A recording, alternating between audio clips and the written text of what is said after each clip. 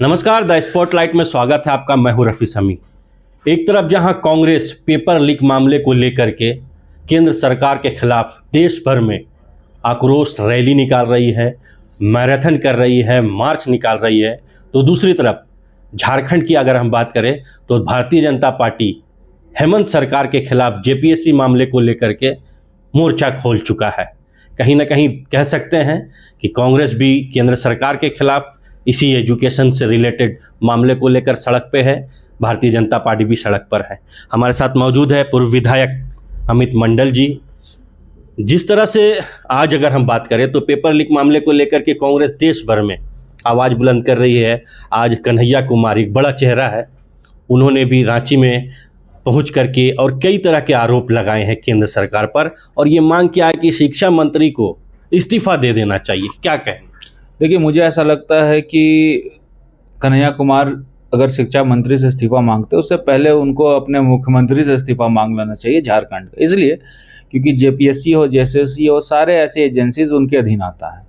उनका सरकार चल रहा है, महागठबंधन के वो नेता हैं और महागठबंधन के कांग्रेस यहाँ पर समर्थित सरकार चला रही है। तो दूसरे की चीज़ों को देखने से पहले अपने घर को देखना चाहिए कि आखिर आप क्या कर रहे हैं।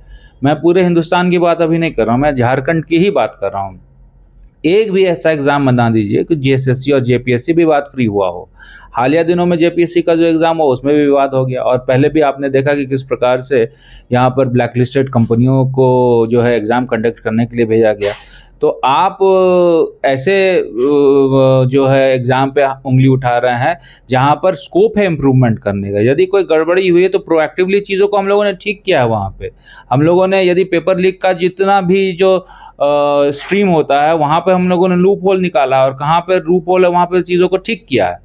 और भविष्य में भी अगर चीज़ गलती होगा तो हम लोग ठीक करेंगे। हम लोग ये कभी नहीं बोल रहे हैं कि 100% आपका जो भी सिस्टम है वो जो है कदाचार प्रूफ है।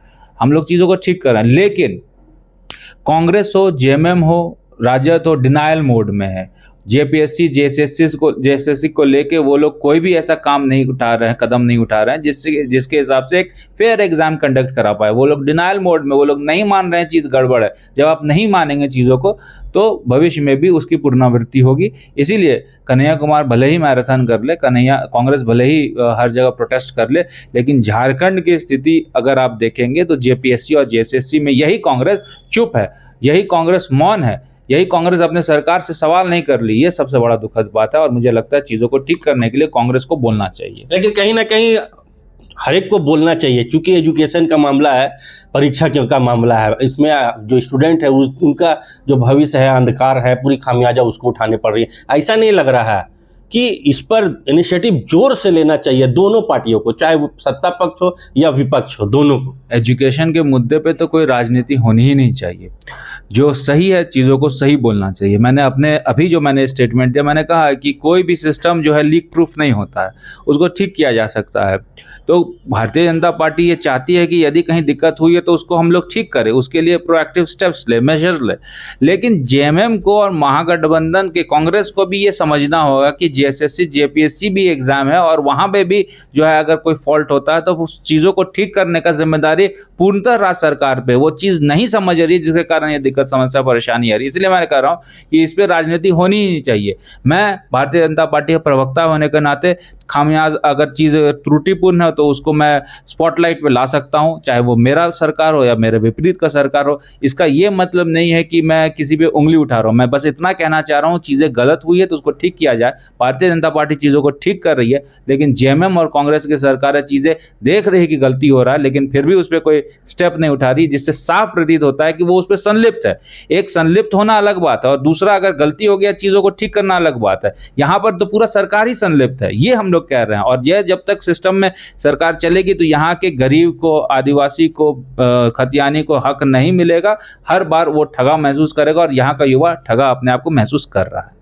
इस बार जेपीएससी वाले मामले में आपने भी देखा होगा, क्या लग रहा है कहाँ खेल हुआ है, किस तरफ जा रहा है वहाँ की सीट या फिर वहाँ का? देखिए, सरकार ही खेल कर रही है। जेपीएससी में भी सरकार ही खेल कर रही है। इसलिए सरकार खेल कर रही है कि बार बार हम लोगों को रिमाइंडर के बाद, चाहे वो जेई की एग्ज़ाम हुआ हो जेपीएससी के द्वारा, चाहे वो वनरक्षी हुआ हो, चाहे वो सीजीएल हुआ हो, तमाम ऐसे एग्ज़ाम्स जहाँ पे त्रुटियाँ हुई है, गलतियाँ हुई है, कदाचार हुआ है, हम लोगों ने चीज़ों को जो है सरकार के संज्ञान में लाया। बावजूद इसके यदि कोई सरकार स्टेप नहीं उठा रही है, इसका मतलब सरकार फॉल्ट पे है। हेमंत सरकार नहीं चाह रही है कि सोरेन की सरकार नहीं चाह रही है कि चीज़ों को हम ठीक करें। कहीं ना कहीं सरकार तक पैसा जा रहा है, कहीं ना कहीं जो ब्लैकलिस्टेड कंपनी है मंत्री के सारे पे काम कर रहा है, तो इसमें कमीशन क्या करेगा? कमीशन तो सरकार का कठपुतली है। सरकार जो बोलेगी कमीशन को करना है, उतना जाना है तो उसका आधा यहाँ आना है, उसके बाद 20% यहाँ आना है, यही सिस्टम से चल रहा है। तो जब सभी भागीदार होंगे गलत काम का, तो कहीं ना कहीं न्याय मिलेगा ही नहीं यहाँ के युवाओं को, और यही हो रहा है हेमंत सोरेन की सरकार में। बहुत बहुत धन्यवाद। तो सुना आपने, ये थे हमारे साथ भारतीय जनता पार्टी के प्रवक्ता सह पूर्व विधायक अमित मंडल जी, जिन्होंने साफ कहा है कि एजुकेशन पे राजनीति नहीं होनी चाहिए। लेकिन अभी जो देखा जा रहा है देश भर में कि एजुकेशन पर ही राजनीति हो रही है, राजनीति रोटी सेका जा रहा है, चाहे वो कांग्रेस हो या फिर अन्य पार्टियां। कहीं ना कहीं जो इनका एक लाइन का बात सामने निकल करके आया है कि वाकई में एजुकेशन पर राजनीति नहीं होनी चाहिए, क्योंकि एजुकेशन पर अगर राजनीति होगी तो हमारे देश के बच्चे का भविष्य जो है वो अंधकार पे जाएगा, और हमारा देश और हमारे देश की क्या जनता इसकी पूरी तरह से असर पड़ सकता है। सहयोगी संतोष के साथ रफ़ी समी, रांची।